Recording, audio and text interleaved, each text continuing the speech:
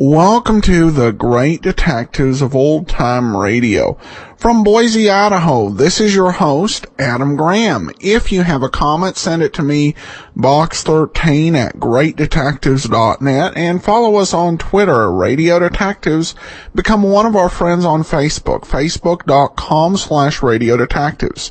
Before we get started, I do want to remind you, as you are making your travel plans, remember the name JohnnyDollarAir.com. JohnnyDollarAir.com is a Priceline affiliate, so you get all the advantages of going on to Priceline and being able to save money either by naming your own price on hotels, rental cars, airline tickets, or even more, or being able to choose from several great published specials. Plus, part of your purchase price goes to support the Great Detectives of Old Time Radio at no additional cost to you.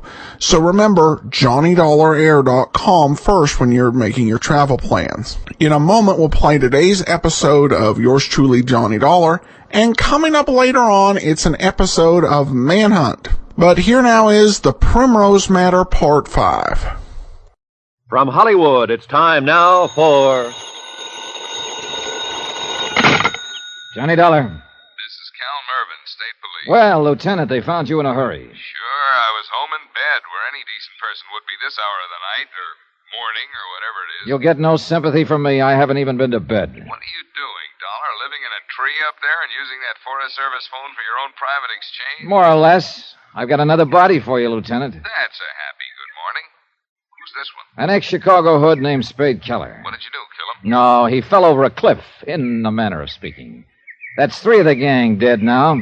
The only one left is Jippernitz himself. Have you found him yet? No, but I think I will in the next hour or so. Dollar, I can't hold my men out of there any longer. I gotta move in. Give me till noon, Lieutenant. If I can take him myself, it may save an innocent person's life.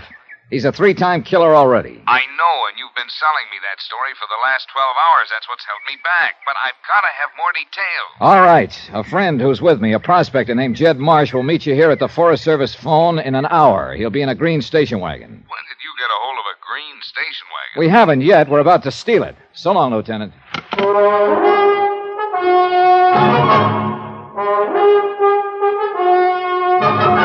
Tonight, and every weekday night, Bob Bailey in the transcribed adventures of the man with the action-packed expense account, America's fabulous freelance insurance investigator. Yours truly, Johnny Dollar.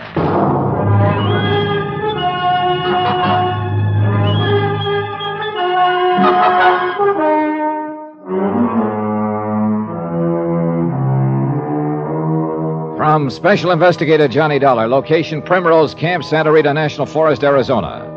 To the Home Office, Mid-States Industrial Insurance Company, Hartford, Connecticut. Assignment, the Primrose Matter. Expense account, final page.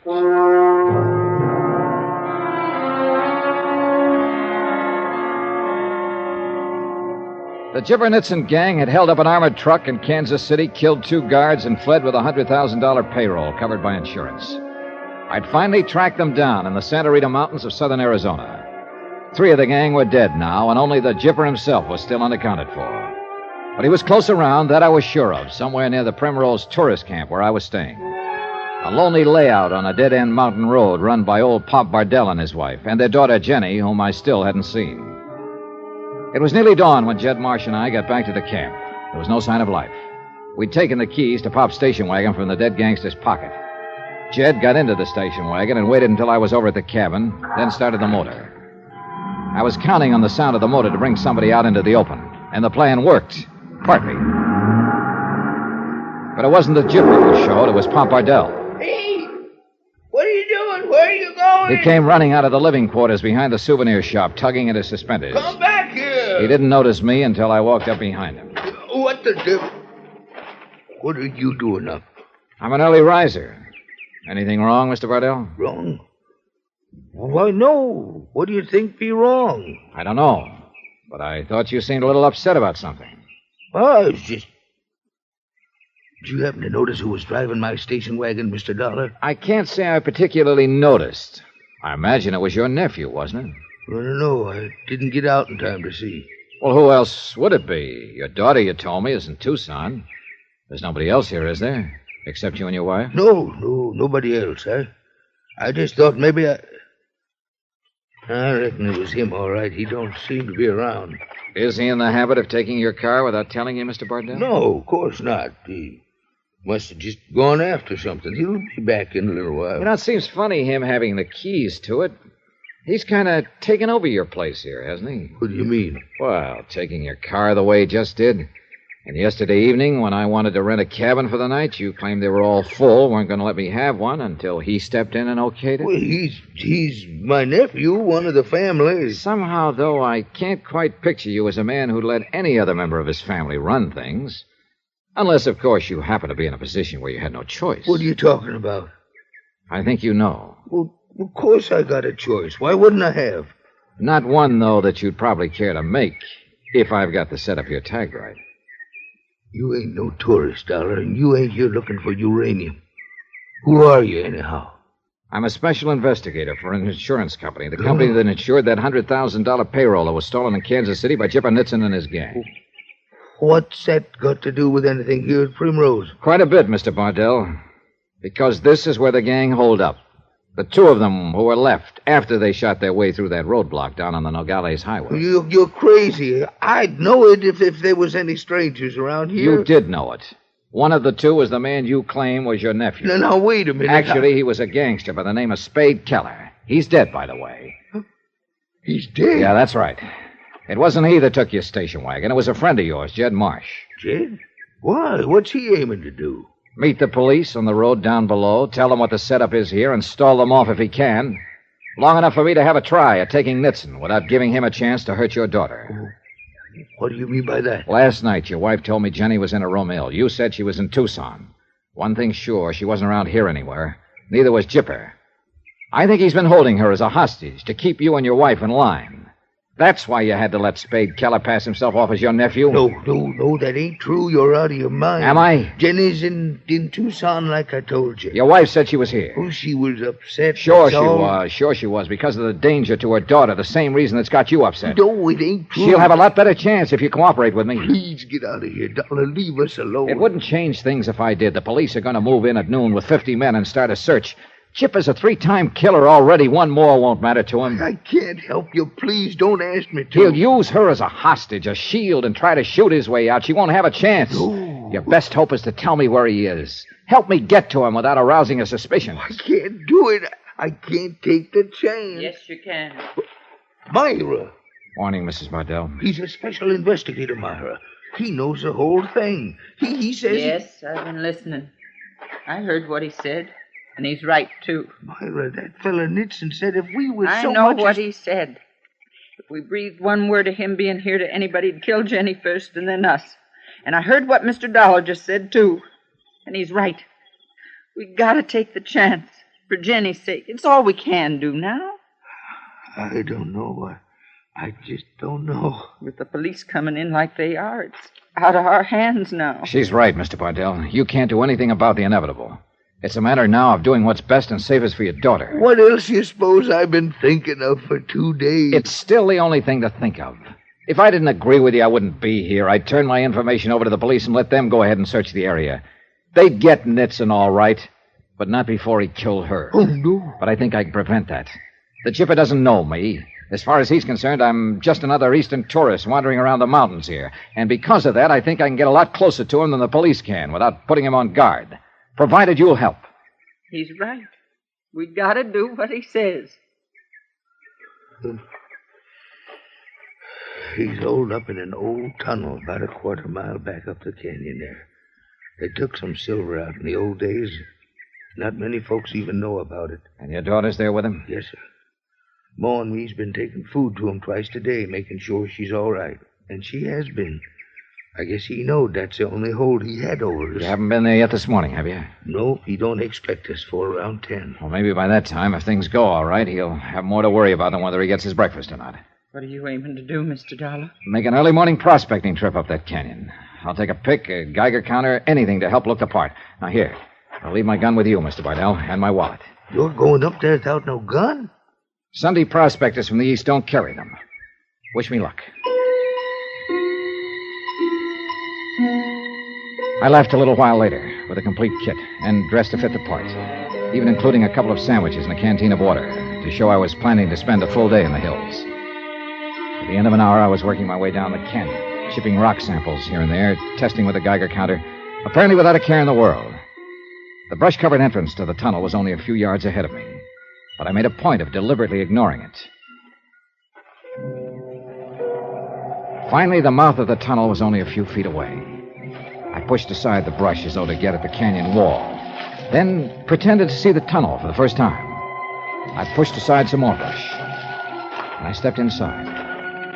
After a moment's hesitation, I fished out my flashlight and started walking back in from the entrance. I hadn't gone far before I got results. I went out like a light. You didn't have to hit him. He's just some prospector who stumbled in here accidentally. Relax, kid. He's just knocked out. You didn't have to hit him like that. I can't afford to take chances. I'm going out the entrance. Make sure he was alone. If he comes to you, call me. The blow had been sharp, but without much force. I was out only for a matter of seconds, but I went on playing possum. I waited now until he was out of earshot. Jenny. You're conscious. You know my name. Take it easy. I don't want him to hear us. Who are you? What are you... Never mind. There's no time. Just don't worry. I'm here to get you out of this. But how? He's a killer. A gangster. I know who he is. Look. Has he got that money here with him? That he stole in Kansas City? Yeah. Yeah, I'd sent some canvas sacks back inside the tunnel farther. What difference does that make? Plenty. That's what I was hired to recover. Hired to... I don't understand. Oh, well, I'll tell you later. Now, if you'll keep your head and give me a little help, we've got a good chance of getting you... He's coming back. All right, listen. Maneuver him 4 or 5 yards away from me, with his back turned, and keep him that way for just 5 seconds. I'll do the rest. Got it? Yeah, but I don't know if I Never can. mind the if, just do it. All right. Don't let him know I'm conscious.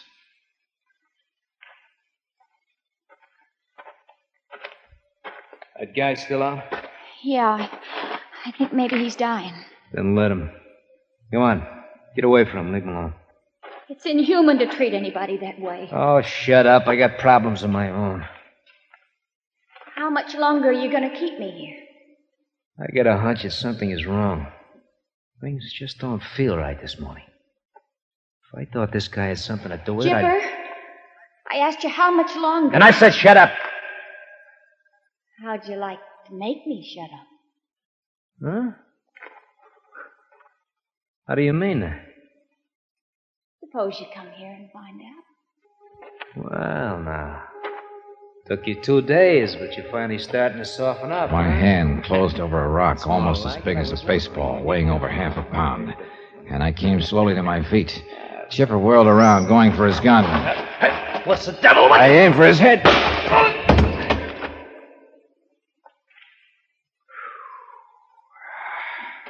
All right, Jenny. You can pick up his gun. Look how he's bleeding. You've killed him. No, I haven't killed him. But I imagine the state will.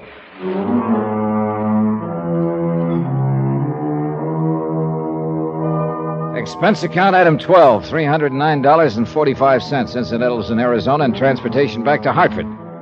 Expense account total, $914.15. Remarks? The state eventually did. Kill him, I mean. Yours truly, Johnny Dollar.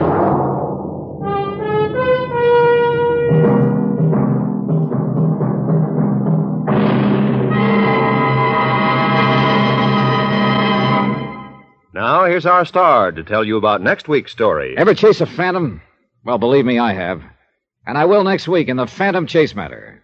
Join us, won't you? Yours truly, Johnny Dollar.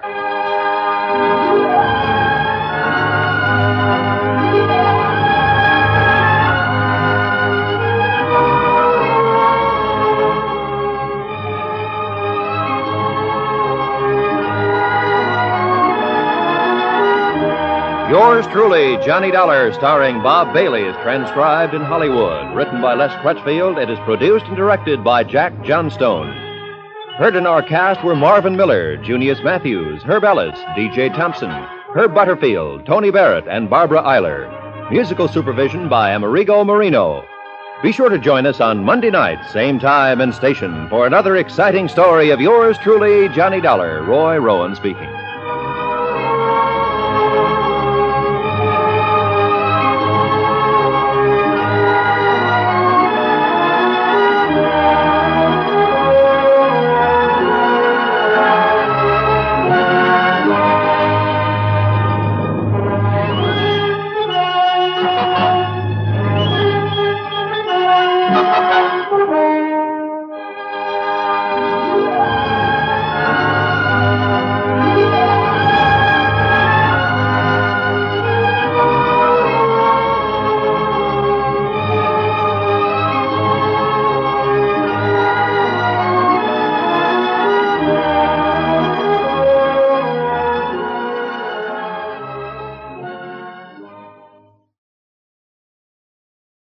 Welcome back. You have to love how on task Johnny Dollar is.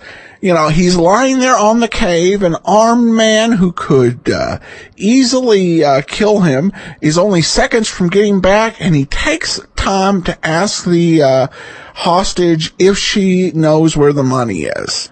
Never let it be said Johnny loses sight of business. I also kind of wondered about, particularly in this part, I was iffy on it in part 3, but in part 5, when we really know what's going on for certain and there's no information to be garnered by beating around the bush, it would have made sense to say, okay, look, sir, I know what's going on. The hood who was pretending to be your nephew died, rather than making the guy tell a couple, 3 more embarrassing lies. But other than that, I thought this was a very good serial. And I appreciated Johnny's courage and his willingness to go into the cave and risk his life. Definitely outside the function of his job, but really just goes to say the type of person he is, and that really makes the show so worth listening to. Now it's time for this week's episode of Manhunt. Between last week's show and this week's, there were 4 lost episodes, and the title of today's episode is The Case of the Surgery Slain from April 1st of 1944. Manhunt. The clue of the surgery slaying that led to Manhunt.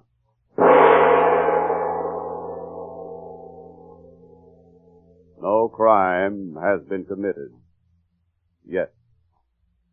No murder has been done yet. No manhunt has begun yet.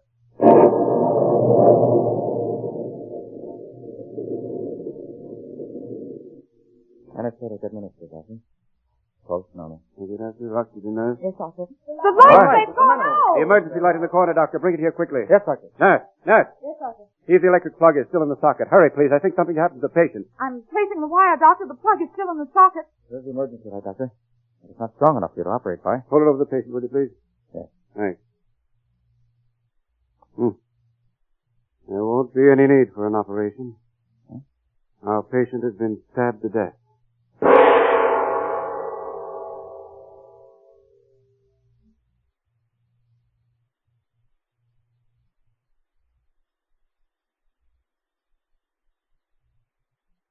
Manhunt and the clue of the surgery slaying.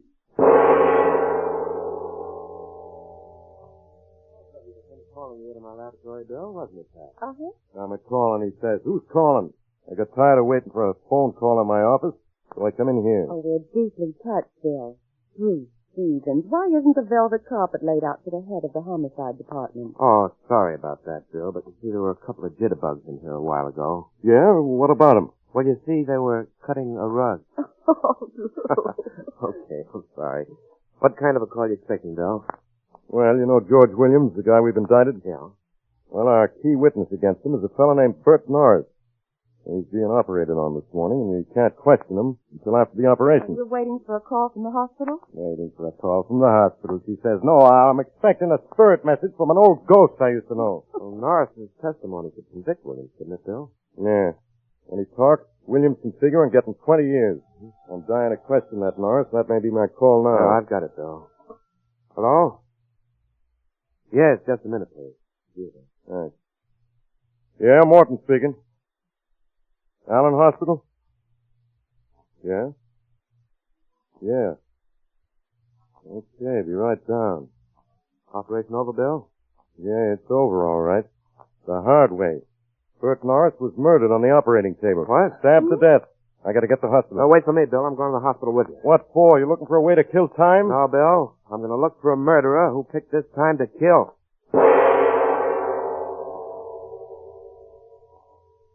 What's the use? No sense on the knife. I've questioned everybody. And what do I find out? Well, for one thing, Bill, the operating lights went out because the switch outside the door was thrown. But I'll agree with you that anybody could have turned the switch off. Yeah, and George Williams was here at the hospital this morning. Like I said before, he's the guy who had a reason to kill Norris. I'm going up and see him. May I go now, please? Just a minute, sir, if you don't mind. Okay, Bill, go on up and see Williams. I'm going to stick around here for a while. Stick around here, he says, so stick, who cares? See you back at headquarters. Yeah, okay, Bill. Oh, Nurse Stanton, just to check my notes. Do you always assist Dr. Roberts in his operations? Yes, I do. We generally have the same anesthetist, Dr. Stone. Uh-huh. So far as you know, did either Dr. Roberts or Dr. Stone know a man named George Williams? Dr. Daniel. I'd rather you ask Dr. Roberts there. All right, I will. Where can I find him? His office is right across the hall. May I go now? Yes, of course. Thank you. I'll be in nurse's quarters if you want. Yeah. Is Dr. Roberts' office directly across the hall? Yes. Okay. I guess I'm a good enough detective to find that, all right. I suspect you should never have been here at the hospital this morning. I don't care, sure the police suspect. Why shouldn't they? If they ever find out that I'm... Oh, what's the use? You've done enough for me, George, and I've tried to... Yes, if you must know I am losing my nerve. I hope you'll excuse my breaking in like this, Doctor. I'll talk to you later. Goodbye. That's all right, Stephen. I couldn't help overhearing. My telephone conversation? Mm-hmm. What's the difference? I was about to call headquarters and confess anyhow. Oh. You killed Bert Norris, Dr. Roberts? No, I didn't, but... Well, Roberts isn't my name. It's Williams. George Williams is my brother. Oh, that keeps the whole thing in the family. Norris's testimony could have convicted your brother, and you were operating on him. That's kind of a sweet setup. Yes, I knew the police would think that. Only you're overlooking this fact. Norris's testimony might also have cleared George. And I wanted that more than anything. That might is a pretty big word, Doc. I understand the light over the operating table went out when the switch outside the door was thrown.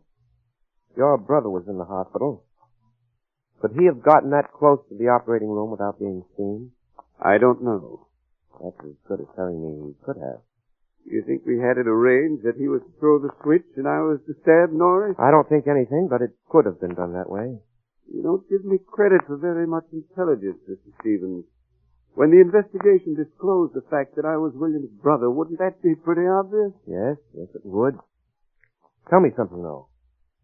Could your brother have thrown the switch outside the door, come into the room, stabbed Norris, and left before the emergency light was working? There was time enough for that, if that's what you mean. That's all I've got to tell you, except that it didn't have to be my brother. It could have been anybody, a Mr. X, for instance. Yes, it could have been. Sergeant Morton's seeing your brother now. Seeing the two of us, perhaps we'll figure out Bert Norris's murderer. I hope you'll find your Mr. X. Yes, me too. But until we find them, all we have now is a mystery.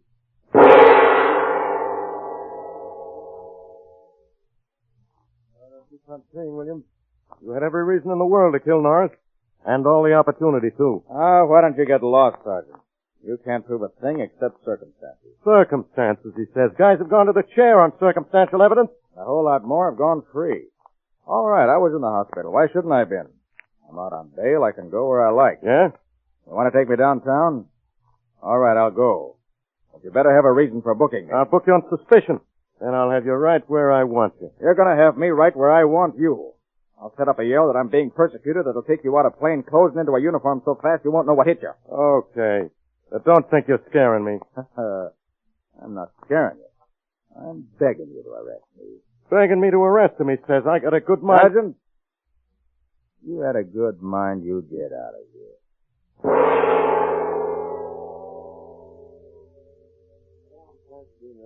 I can't duplicate the conditions under which Bert Norris died. I understand, Mr. Stevens. Dr. Roberts is in the operating room now with Dr. Stone, the anesthetist. They're waiting for him. Uh-huh.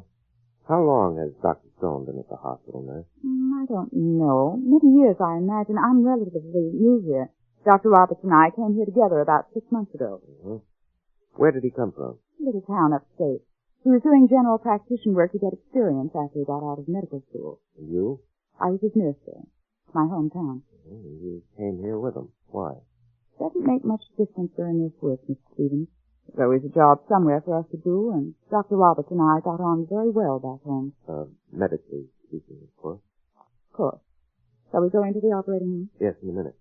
Is that the room right through the swinging door? Yes. And that switch there on the wall controls the operating light? Yes, it does. Mm-hmm. All right, let's go in. And, nurse, inasmuch as there's no social association between you and Dr. Roberts, you'd better close your locket. That's an awfully good likeness of him you're carrying there. Shall we go? Yes. I'll hold the door for you. Thanks. Hello, Dr. Roberts. Dr. Stone. How do you do, sir? How do you do? You know what I'm trying to do, of course, gentlemen. Yes, we know. All right, then. Will you please take the positions you were in when the lights went out during the operation on Bert Norris? I was standing right here at the head of the table. And I was on this side taking the patient's pulse. I was about here on the way to the oxygen tank. Was that check with everybody? Yeah. That's me. All right, now let's see. This wire from the lamp goes into the wall socket. The master switch outside also controls it. Mm-hmm. All right. Now, will you please go through whatever routine you were doing when the lights went out? Let's see. Dr. Stone had just told me the patient's pulse was normal. That's right, isn't it, Doctor? Yes. And I asked Nurse Stanton to check the oxygen. What? Oh, the lights are It's all right. I did that. Here, I'll turn on my flashlight. There. Well, what next, Doctor? I don't know. I think I asked Dr. Stone to find the emergency light in the corner against the wall and asked Nurse Stanton to see if the plug had come out of the socket. Is that correct? Yes, that's right. Then the plug had not come out of the socket, Nurse Stanton? No. Well, it has now. I kicked it out. Now I'll just put it back in place. There. Dr. Roberts, will you please pick up the telephone? Dr. Roberts, will you please pick up the telephone? Now, that must be my wife. She always calls at this time. Don't answer it. I'm sorry. I'm sorry, too, Nurse Stanton. Sorry I've got to arrest you for the murder of Bert Norris.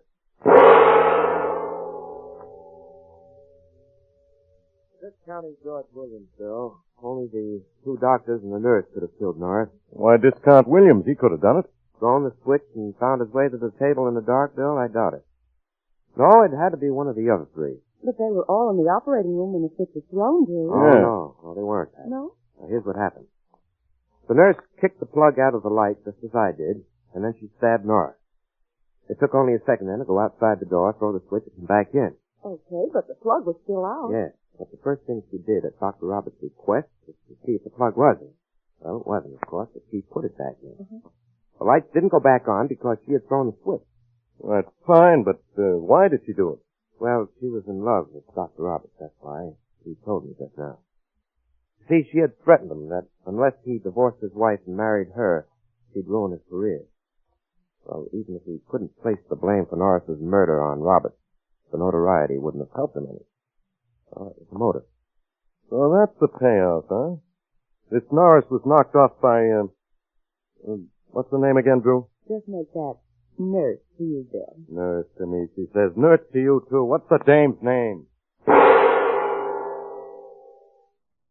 Welcome back. Well, this was an interesting setup, and I think that the solution definitely made sense. If it had been the surgeon who had committed the crime, I think it'd be more reasonable to expect that we would have a less obvious method of killing that was done. Because there would have been ways to commit the crime while the guy was out in a way that wouldn't make it look like the doctor was guilty. So it makes sense that that would be one of the intents. All right. Well, listener comments and feedback, and we start with an email from Joan. Joan says, I just wanted to tell you I enjoyed today's story on Manhunt. I found it interesting, and there was a little comedy in it, too. I hope this is going to become one of the new shows with more than a couple of episodes. Well, it's not going to be one of those that was extremely short, but there are only so many episodes. We have a grand total of 15 episodes, so we have enough episodes for 2 more Johnny Dollar serials, and then once those are done, we will have 2 weeks where on Monday we'll have 2 episodes of Manhunt to round out the series before we get into Pursuit. We have 6 episodes left. And Joan goes on to say, it was too bad Frank Lovejoy's Here Comes McBride has so few episodes. Anything with Frank Lovejoy in it I really enjoy, such as Nightbeat, which I've listened to most of the episodes in this show. It is a really good program if you intend to air it anytime.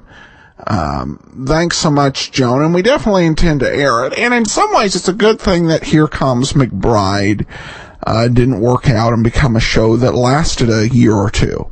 Yeah, I believe it at least did last the summer, but that it didn't last beyond that is good, because then Frank Lovejoy was available to do Nightbeat, which was a far better program. And it's one of those shows that has so many episodes in it. It's in the same class as Casey Crime Photographer and Sam Spade and The Falcon. And Rocky Jordan, where we just have to find enough space for it. But it's one that I would look forward to doing, and I definitely enjoy Frank Lovejoy's take in that series.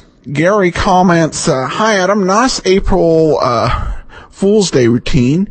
You got me with that one. I didn't realize that what you were doing until you disclosed the spoof at the end of the podcast. Nice work. Thanks so much, Gary.